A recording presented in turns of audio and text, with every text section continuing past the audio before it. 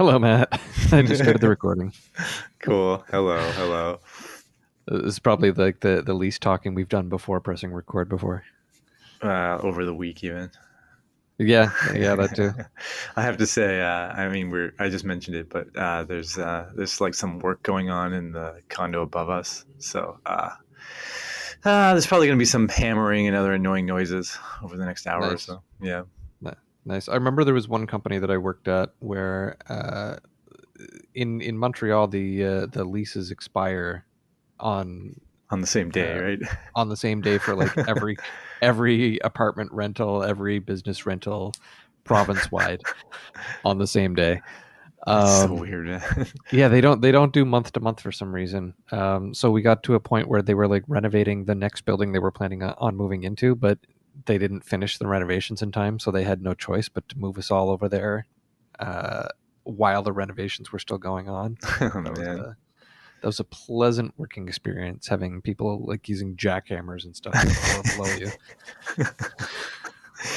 I've had a little bit of that. Yeah, I got a new job and there was no office space left, literally zero. And so they put me in the same room as the people actually building like hardware devices, and so they were like using Yeah. Dremels all day and everything. Brutal, brutal. I imagine that nobody thought to like give you like a respiratory mask either. I yeah, I got nothing. I would have appreciated at least like I don't know, earplugs or Headphones. something. Yeah, pretty brutal. They actually did that at I worked at Dr. D Studios for the production of Happy Feet 2, and the visual effects department was separated with some curtains between the motion capture studio. So we had people dancing to like Under Pressure by David Bowie and Queen for like 70 decibels for like 4 or 5 weeks. so The so the days before work from home, right? we were lucky in that the studio gave us all noise canceling headphones, but we were unlucky in that those noise canceling headphones basically did nothing. Yeah, we So they go. Yeah, so I worked during that time frame with like those yellow earplugs that you could get from a pharmacy. Like I'd wear yeah. those with the headphones on top, playing at full volume. Oh man, that sounds brutal. I so the last office I worked in, it wasn't bad for noise, but it was kind of on it wasn't a busy street, but it was like there was enough car traffic, and I don't know what it was with that building. It kind of freaked me out, but it would shake constantly, especially like if Mhm. like a bunch of cars drove by, it would just shake, Yeah, and that was to me way worse than noise because I don't know, I like get like motion sick easily, and it's I don't know, it like yeah, freaked me out because I'm on like the ninth floor. Like, is the building gonna yeah, topple or something? Like, it was weird. When I say shake too, I don't mean like like a vibration. Like if someone's yeah, doing yeah, a jackhammer in the next room, it's like I don't know, really like high frequency. Like it was more yeah, like yeah. swaying Low almost. It was like frequency, woo woo woo woo. Like like yeah. like like those fun swaying feelings that you get during an earthquake up top in Yeah, Vancouver. yeah, yeah, yeah, exactly. The boat on the water sensation. Yeah, Yeah. yeah. The first time I remember that, like I was in earthquakes in San Francisco when I lived there, but we were only on, I think, either the second or third floor, Yeah. and it was like, I mean, you were obviously in an earthquake, but it didn't really feel like much. Yeah. Whereas I think I was on the 27th floor in Vancouver, and Hmm. that was like when that happens, and like everything kind of feels like jello, and you're just kind of like, well, there's no such thing as like an emergency exit from this. This is like, I hope everything's okay. Yeah, I all those buildings in Vancouver that are like really tall and skinny, or like I mean, there's that famous one that's like skinny at the bottom and fat at the top. Yeah, I, yeah, I mean, I imagine it's gone through all the right inspections and whatever, but something I about that don't. just terror. Yeah, I don't know. I mean, okay, so I live in Seattle, and like we've bought houses here. We bought a house in the city, and there's a lot of old houses here. I mean, like built in like 1900, built in 1940, that kind of thing. And Yeah. like there's like brick houses or just these houses that were built before anyone knew that there was even earthquakes in the area. And I don't know, I just find that really terrifying because obviously they've improved the codes so that modern houses have to be built to more strict earthquake standards. But these ones that were built like in whatever, right, like the 30s or something, like I have absolutely no faith that they're not going to fall down. And like I remember the city did this sweeping like survey of all the buildings to assess just like generally how safe buildings were.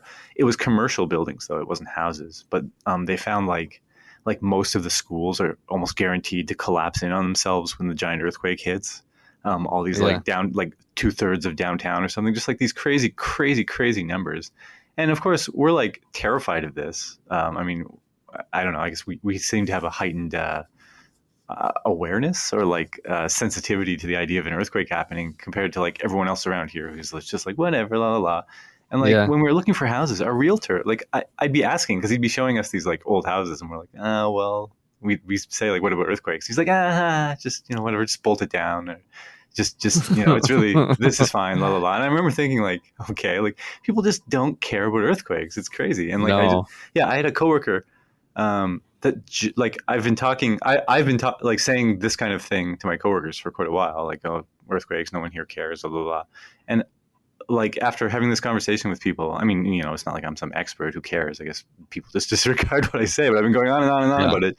And my coworker just bought a fixer upper built in 1900, and I'm just like, okay, but I would be terrified personally.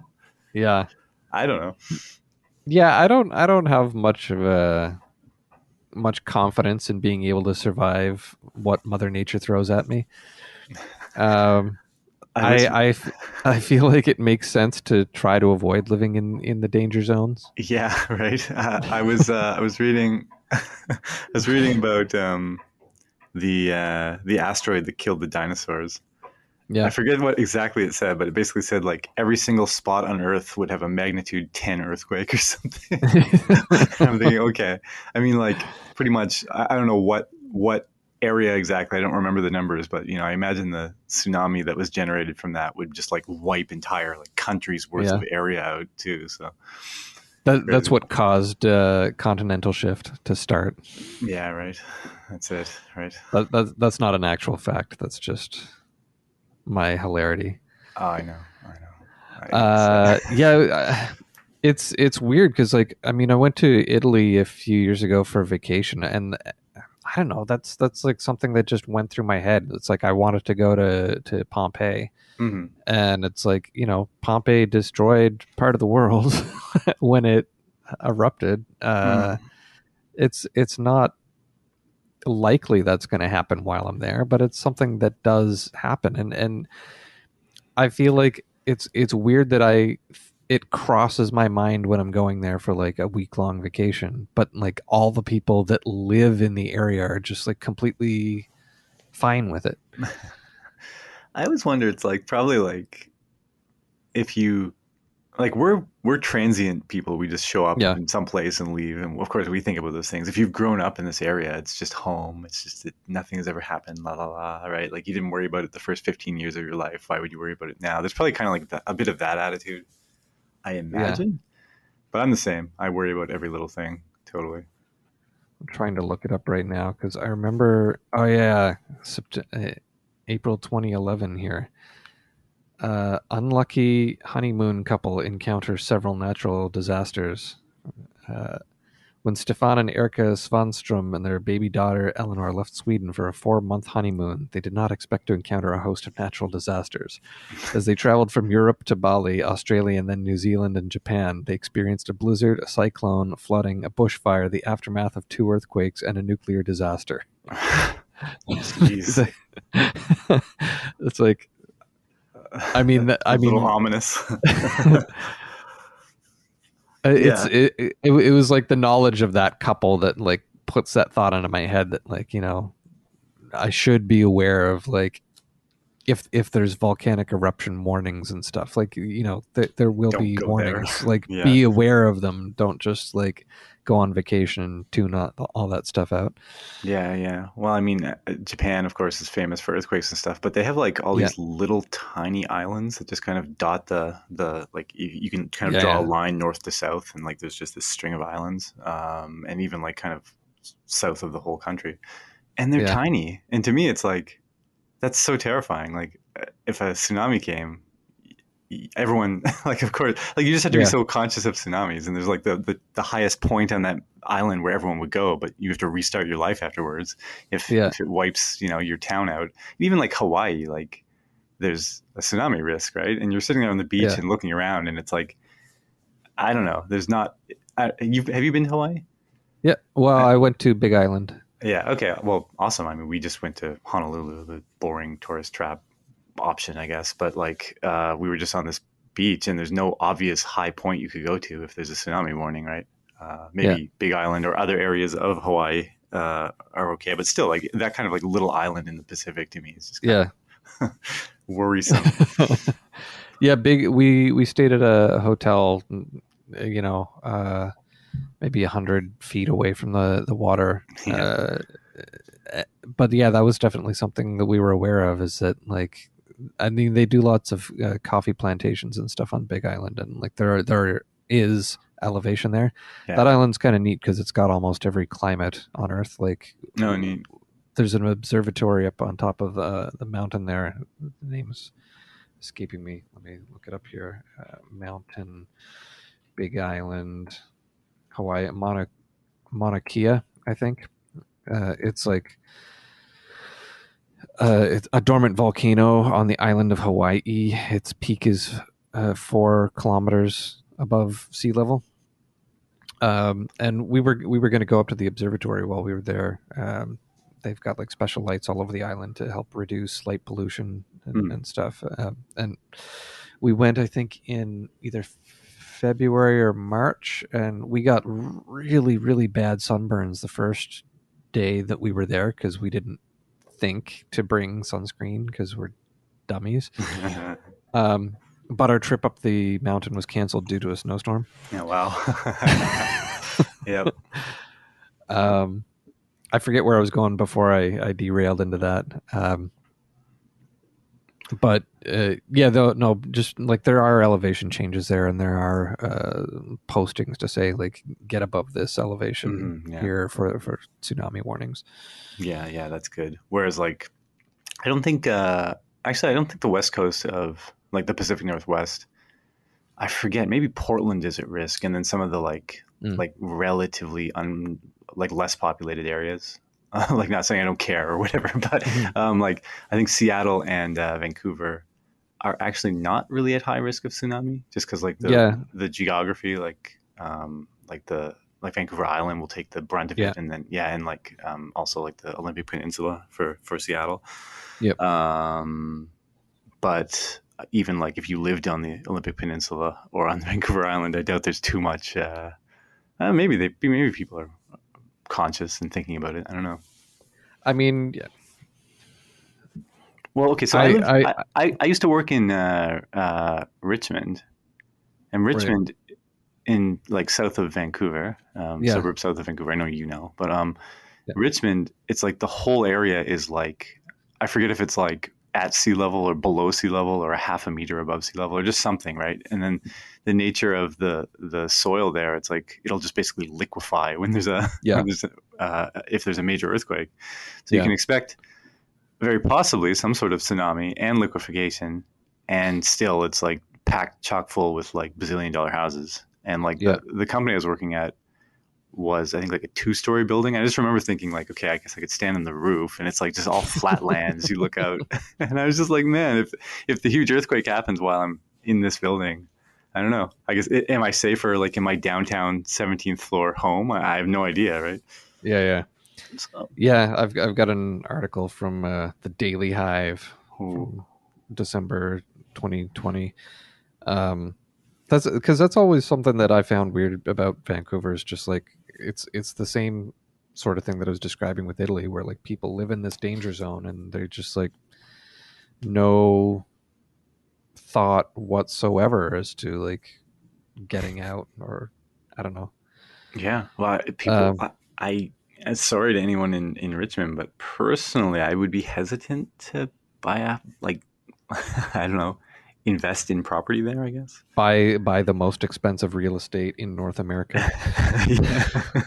Build my castle there. Yeah. Yeah. Like, I don't know. It, Like that's literally what it is. Like there's a article like from a week or more ago. Like Vancouver is the most expensive real estate in North America. Expensive in oh, terms of like local purchasing power. yeah, a week ago, not like a decade ago, and then onward. Like, I mean, it's just to me Yeah, always been crazy. Yeah. yeah. Yeah. But it's like meanwhile, like this article I'm reading, it's like in a newly released study, researchers state the anticipated shaking is underestimated, as it does not account for the amplification of ground motion that can be expected in the Georgia Sedimentary Basin, which is commonly described as jello-like layers of river and glacial sediments over sedimentary bedrock. It's Yeah, like, it's interesting to me. Such an article comes out, and like, if I was the government, what would you do? I don't know. Like, okay, now we all know, or now that there's now people are talking about it, but they're really not, right? Like, if you were in Vancouver, no yeah, one knows or has heard of it or thinks about it or yeah, probably read the article, and yeah. yet someone's releasing an article saying, "By the way, we're all dead." Not not only have we all been estimating that this is as bad as it could be when this happens, but it's actually worse than we thought. Oh man, yeah, yeah, man, yeah. Well, it's funny Yeah, because I remember seeing someone wrote an article about like they, I guess I don't know how they do these studies exactly, but they were simulating the estimated economic impact of earthquakes in different areas, yeah, uh, and they didn't like they did it over the whole world as if you could have like a magnitude 9 earthquake anywhere. Like there could be one in Nova Scotia or something. You know what I mean? So you yeah, just get a map of like if an enormous earthquake happened right here, the economic losses. That's all they. I mean, I don't know. yeah. You could do the same thing for human life, of course, but it was about economic losses specifically, and it's like a heat map of where the worst possible locations to have huge earthquakes could be, and they lined up pretty well with like where earthquakes happen. Like it's just ridiculous. Like Tokyo was one of the big ones. San Francisco was the other really big one. Yeah, Where we are, or where I am, I guess. Geez, in the Pacific Northwest was another one of the really big ones. Areas of China yeah. where they actually do have earthquakes. It's just like, I mean, I know like humans didn't like X hundred years ago say where are the earthquakes? Let's avoid those spots. I get it, right? But still, it's just like what a mess. I don't know. I mean, maybe tens of thousands of years ago, they were all like, you know what? This is the place that it's most likely that God is paying attention to us, because It why would they be? shakes. Why would they be creating all this disaster if we weren't angering them? We I gotta go there and try to make them happy. And Would you be at all surprised? At all no, surprised? no, that feels like it's actually plausible. Yeah. God is paying attention to you. I thought Yeah. earthquakes were God being angry, or is that thunderstorms? I don't know. Oh, it depends on the religion, I'm Yeah, sure. yeah, yeah. You're right. Yeah, maybe it's Uh, a good thing the some people do. earthquake worshipping cults that founded So, Vancouver. so, yeah, yeah. Speaking of natural disasters, have you ever uploaded anything to YouTube and had hit copyright stricken? Have you? Yes. You have really? I have I not. actually, I don't know how their terminology's changed over the years. I don't know if I've officially got any strikes. Hmm. But you had a I copyright takedown notice. Yeah, yeah, back in the day. So this is trying to merge not so subtly into the topic that I was hoping to discuss today. Um, Not so I subtle is guess cool with me. I guess to head that off, I'm gonna play a video and we're gonna see whether or not we get a copyright strike on our YouTube video for playing a A YouTube video. video about a copy strike. Um, Do it. 주택이나 모든 하지마를 떠나리는 것도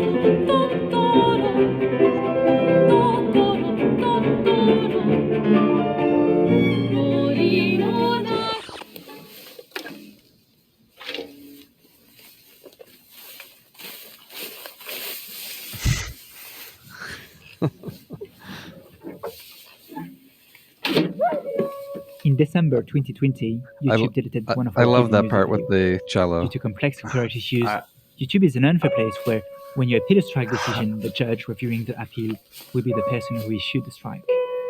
We've been fighting, and we succeed to get Hall's moving castle video back. It came with a price, and we've been lucky. Our community helped us.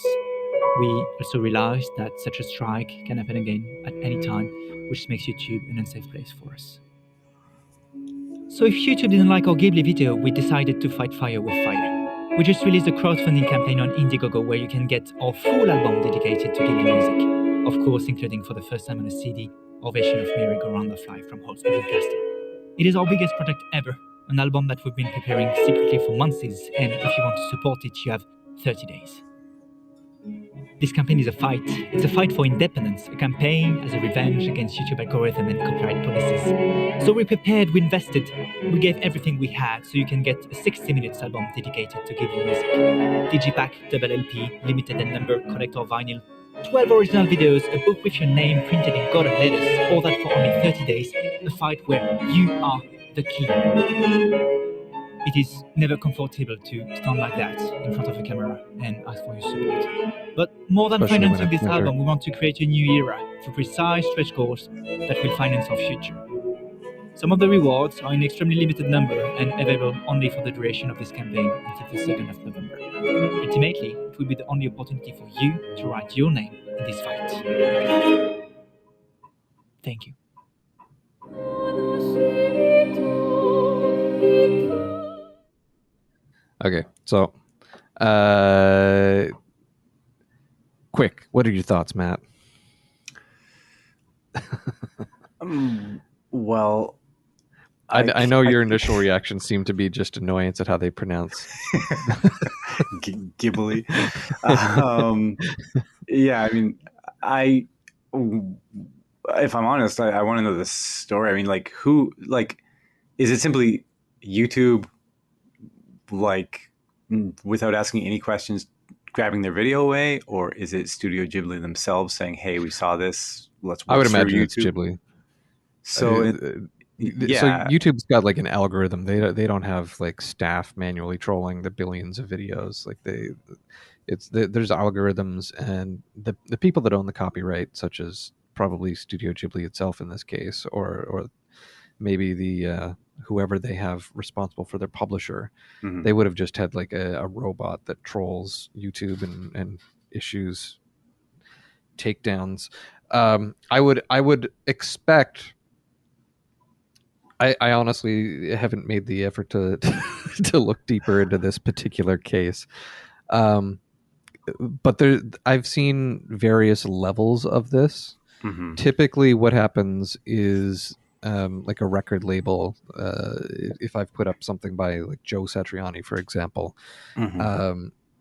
I think EMI will like put a copyright claim on it, and then I'm not allowed to put any advertising on it, Okay, which yeah, seems fair to me.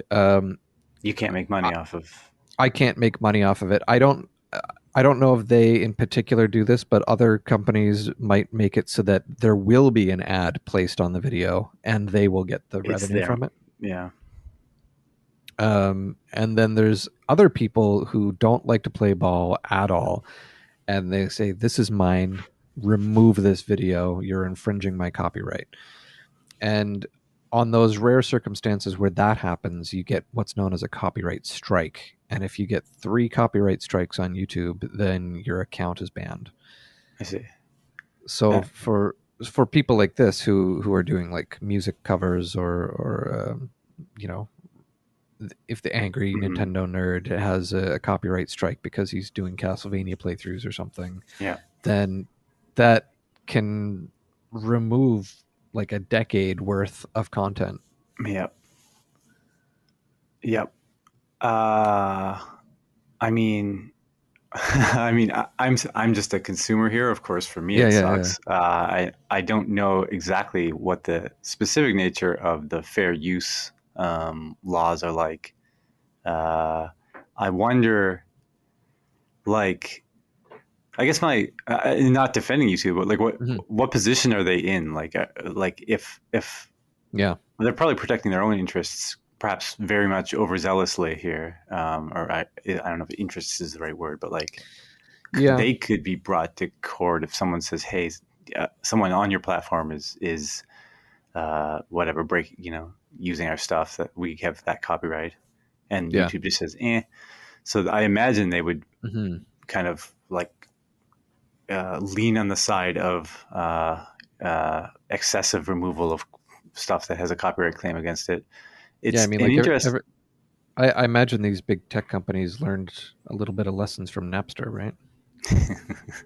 Right, man, ancient history. Wow. But yeah, I mean, I don't really uh, know also what the process is. Like the way they describe it, it sounds unfair, of course. And then Yeah. also like I've heard of many people having these issues where like YouTube will just remove a video that very obviously falls under fair use laws and whatnot. Hmm. And then it's like this big fight to get it back. It takes all their time and it hurts their business. And then, of course, once the video's back, it's like it's deranked or something, right? And it's like disruptive to their business. And Hmm. it's weird to me, I guess, not only just the copyright stuff, like I'm not trying to change the topic, but like you look at kind of just how the YouTube algorithm works and stuff. It feels like YouTube is what it is, I guess. It's just not really this free platform so much, right? Like you kind of Hmm. have this hammer that's banging you into some sort of specific behavior that you have to take to like avoid getting strikes against you, avoid Yeah. getting deranked, avoid getting demonetized, and maximize your visibility. And so like you look at what comes out and it's all kind of the same stuff with like the same kind of thumbnails, the same kind of like person that Yeah. acts the same way and begs for likes. I don't know. The whole There, thing kind of course, rubs me wrong. I'm just curious what their side of the story is. yeah.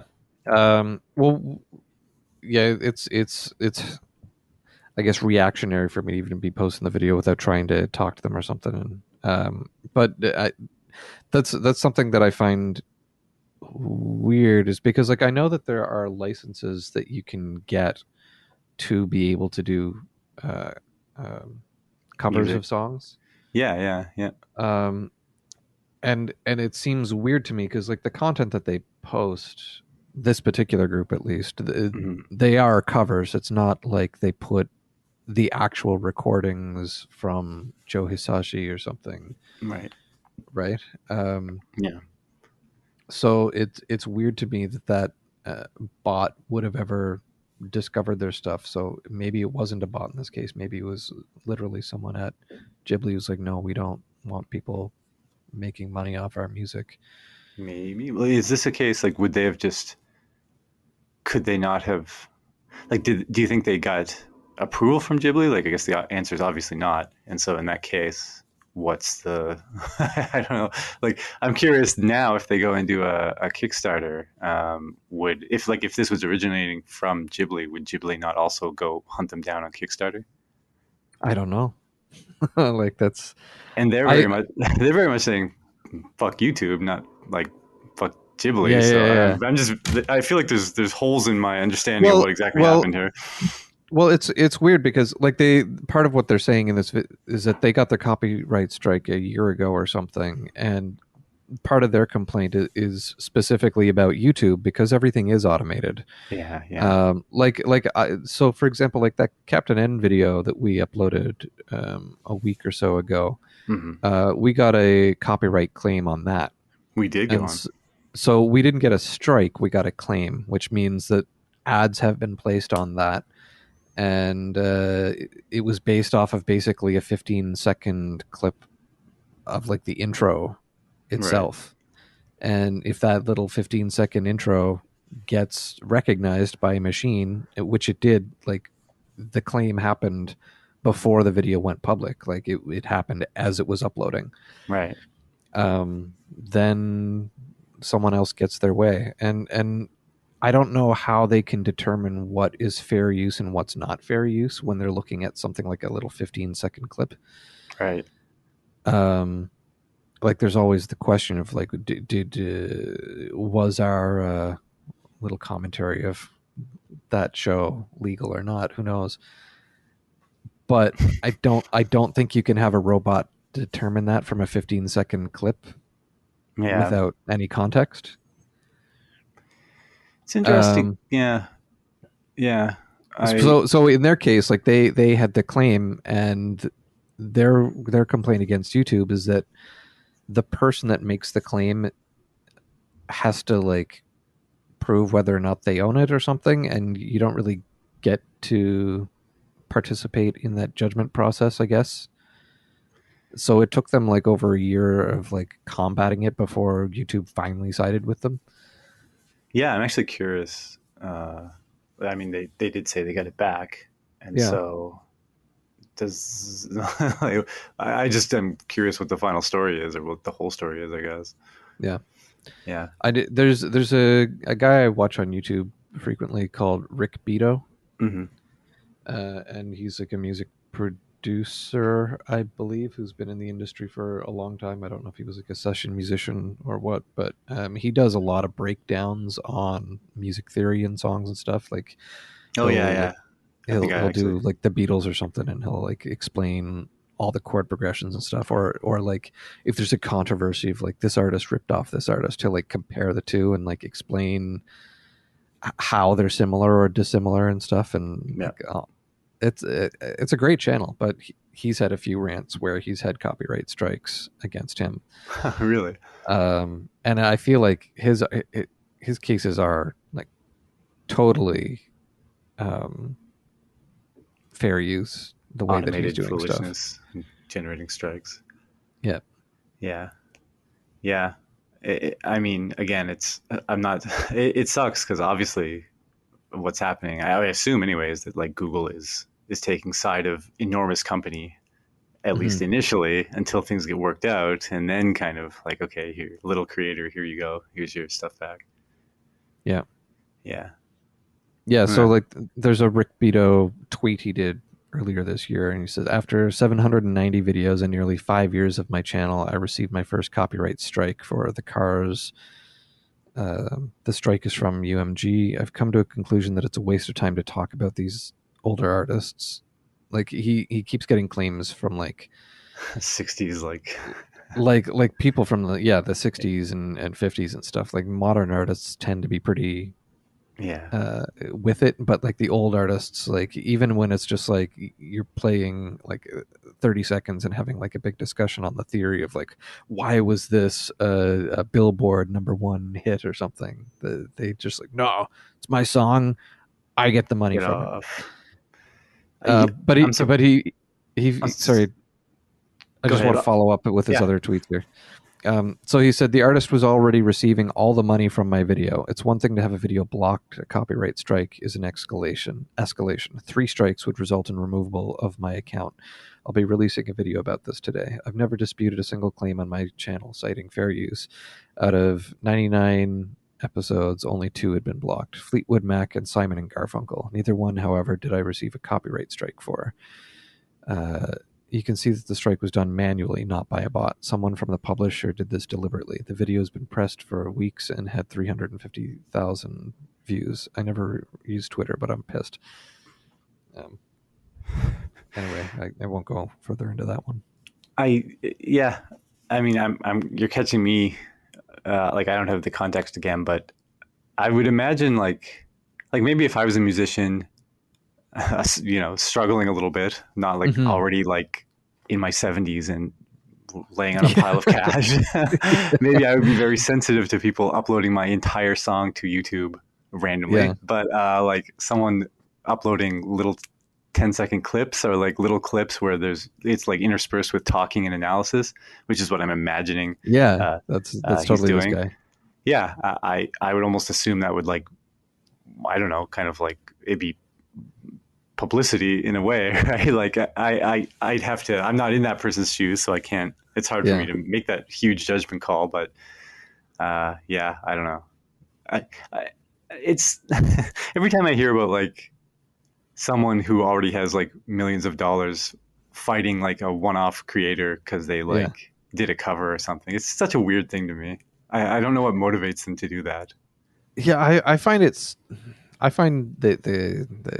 greed of people who are already millionaires to be fascinating in a way. Crazy. Yeah. I mean, Let's say, so look at Simon and Garfunkel. I doubt that yeah. like the artists themselves are like sitting at a computer outraged clicking stuff. It's probably the publisher, and I guess maybe they just leave it to the publisher, and the publisher wants to be able to say, hey guys, look, we found one, look, or something. I don't know, or like some division of the publisher Yeah. or something. I don't know, but still, yeah, it's probably fairly, like, even the manual stuff is basically automated, right? It's just like there's a room of people and handed a set of instructions to just go ban hammering everything that they see that could be Yeah. considered whatever. But yeah, I don't remember if it was him or someone else. I saw someone that had come up with like a solution to that, where so they'll put like a little 5-second clip from like, or 15-second clip or however long from like 10 different artists at the very end of the video or something. So it's like then it automatically gets picked up by all 10, and because there's like so many competing claims, like nobody gets to monetize it. nice. nice. That's funny. It's funny. Like I don't know. I feel like my attitude has changed on it over the years. I feel like you're right. Like the people that are posting like the full song, and there's like no commentary or anything. It's just literally there for you to listen to. Like probably you'd be better off encouraging people to buy the music or go to a streaming service where like you're guaranteed that the artists are profiting from it or something. Right. I on the one hand feel like justified when the content is available through pirated means when it's not available anywhere else. Like old games. Well, like if we go back to Captain N, like you can't buy it. Like is it actually out of print? It's out of print. Like you can't buy it.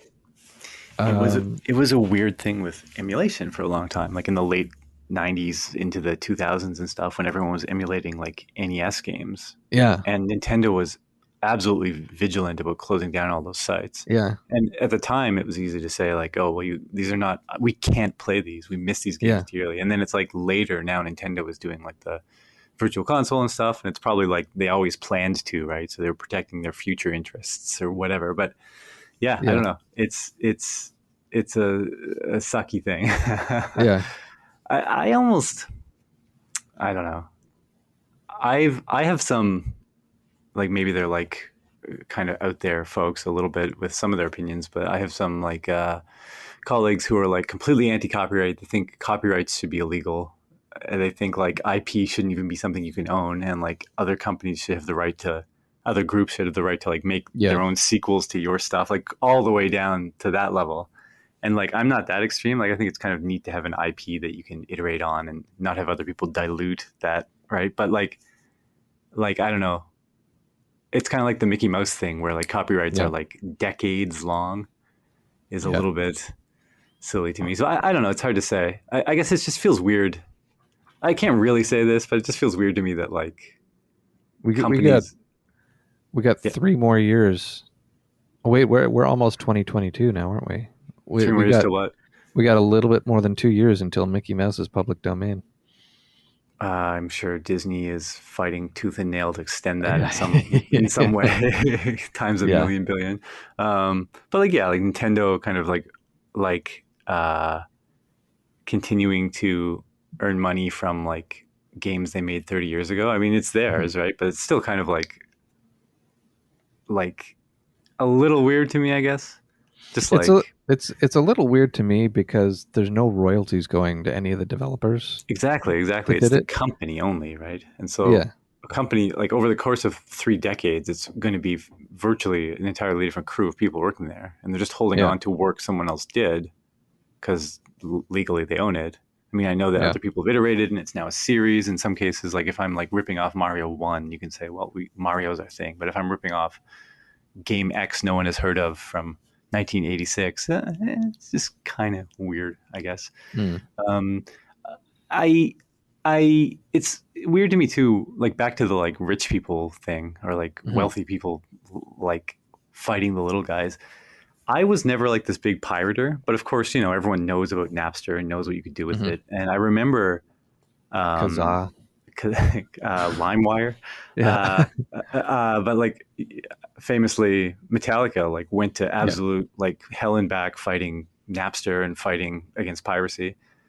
And it's just kind of interesting to me, I guess. Like I know it's your songs, go for it, fight, like make your points, do all that stuff. But like if I was Metallica, I mean, they're wealthy. They like, aren't they done? Like, like the way you and I think, maybe, or certainly me. Like, I kind of have a number I'm aiming for. And once I have that much money, I'm done. Whatever, I'm done. I'm going to chill out. I'm going to go and make comic books.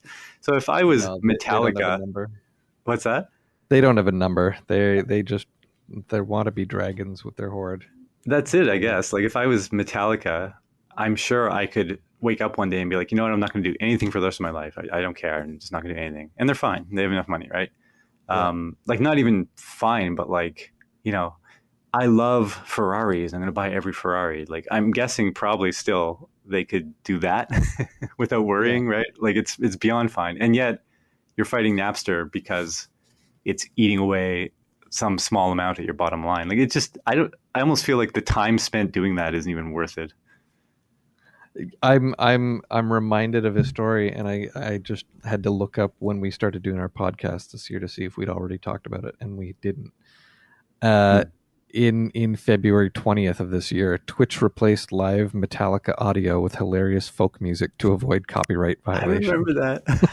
I remember that. Yeah, I do remember that.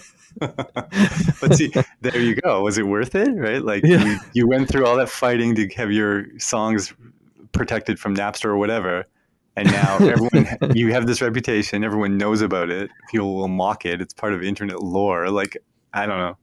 I don't know.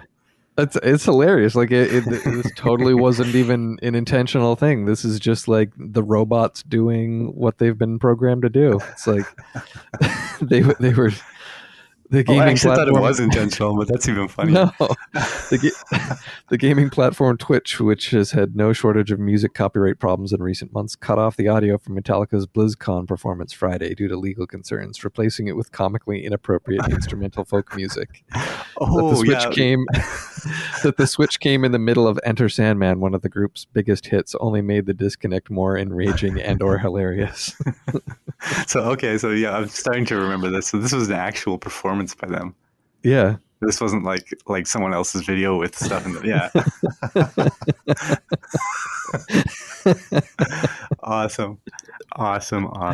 Fantastic. Really just fantastic. Yeah, that's. I feel like that's beautiful. But I bet they didn't learn anything from it. Like they got their paycheck from Blizzard. Oh And yeah. Went on their way. Yeah. Yep, definitely. it's a it's a beautiful world. It is. We're coming up on time, I think. I don't know if you have Yeah. any closing thoughts you want to make on this. I personally ended up going in and backing the Indiegogo campaign they made for their Oh yeah. Does it look CD. like it's gonna get backed? Oh yeah. Let me look it up quickly here. GRISINA. I'm sure there's a link somewhere. Indiegogo, yeah, the Ghibli album. So their campaign ends in 39 hours, and they're currently more than 110,000 over their asking. 110,000. Yeah. Okay, well, good for them. So, Good so for they're them. at 491% of what they asked for. Nice, very nice. Good for them. One thing I was confused about, like they said they're going to fight fire with fire or whatever, but I don't really Yeah. understand. Like I feel like like Google would just be like, whatever, go Yeah, yeah, ahead. yeah. Yeah, they're not fighting any fire. They're just capitalizing It's kind on of an incident, and yeah, they're. I mean, I think it's good. They're going to be explicitly earning money from it instead of relying on ad revenue. yeah. Um, I would I would assume and hope that they are still paying their licensing fees to be allowed to do this in the first place. Yeah. Because I know that there's a lot of musicians I listen to that do covers of stuff, and they are using those. So it's interesting in that way, because as long as you're paying the license, the Mhm. artist has no say whether or not you're allowed to do a Yeah. cover. Really, Yeah. I always wonder. I know we're at time. I always wonder. Uh, like how hefty those licensing fees are. Like I imagine it's kind of case by case for sure. But like I know some small yeah, one off people that are doing like cover bands, and they get the licenses from these like big yeah. companies. So I mean, it must be like at an individual level, like just a single band. It must be affordable for at least for some cases. They probably have to pay a royalty on it, so it's like But you also need to negotiate the right to do it, don't you? right. But I mean, but like that right is probably dependent on the royalty, so it's probably like a flat, like, I don't know. Instead of paying like $20 or something, it's like you agree that you're going to pay like 5% of whatever that song brings you. yeah, yeah, yep, cool. All right. I actually I played some Sim City lately. Oh my god! I was debating whether or not to embarrass you by To asking if even you played ask. anything. See, Sim City is interesting because, well, I mean, I was playing the Super Nintendo one, like of all of them to play, Nice. right? Just because I had it here. But it's like 5 minutes of activity and then 10 minutes of waiting, Yeah. basically, because you run out of money and you wait for the next budget to pass or whatever. So I you can I, very easily play it and like do other things. I remember when I rented that. It would have been around March break, 1996. Or 1996 March break. I rented that with a friend. He came over and spent like the weekend at my place, Hmm. and we rented a 3DO and we rented the Super Nintendo, and we realized how much time it was taking to just wait for stuff in SimCity. Hmm. So we would leave the Super Nintendo running and just waiting and accumulating money the whole time we played the 3DO, so that Nice. when we finished with Road Rash, we could go back and just have a ton of money to play with. Nice, nice. It's like the only instance in history of someone deciding to choose the 3DO over the Super Nintendo. I played SimCity for Super Nintendo before I had a Super Nintendo, and it just at the time anyway it blew me away. Like this complex simulation, right? It Yeah, just blew me away. Like I mean, I we didn't have a computer at the time, and I yeah, was coming off of like NES, so I mean, yeah. something that could make this happen was just incredible for me. Although apparently, I mean, it's yeah, I think it was a fairly well-known news lately. They actually had a prototype for SimCity for the NES too, right? Did you see that? Yes. Yeah, No. apparently it plays decently well too. I think from looking at just kind of like visually looking at it, maybe there's like some long wait times or something, but that's pretty impressive. I will say, Nice. yeah, Well, I'm glad to hear you've managed some spare time this week. a little bit, yeah. I finished um, Castlevania, whatever. My brain's already purging the titles. There's so many Circles Castlevania, of the good. Moons and Aria of Sorrows, Lord and of Shadow, was it or Lord of? Lord of Shadows, Yeah, Lords of Shadow.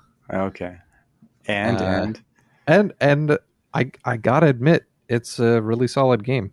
cool. Um, if I had played that back in the day, there's a good chance that would have really, Be a I memory don't know, game for you. changed how excited I was to play 3D games. Oh wow, Um, cool. it was it's I don't you never played any of the Uncharted games, did you? I've played them. I never played through them. I think I actually own one because it was free on the Sony like pandemic pack or whatever. I feel like it's a cross between like an Uncharted game and an old um, level based Mm. game, like the old Castlevania ones where you had stages as opposed to the Metroidvania style sprawling map. And uh, finally, with a bit of Shadow of the Colossus mixed in. Cool.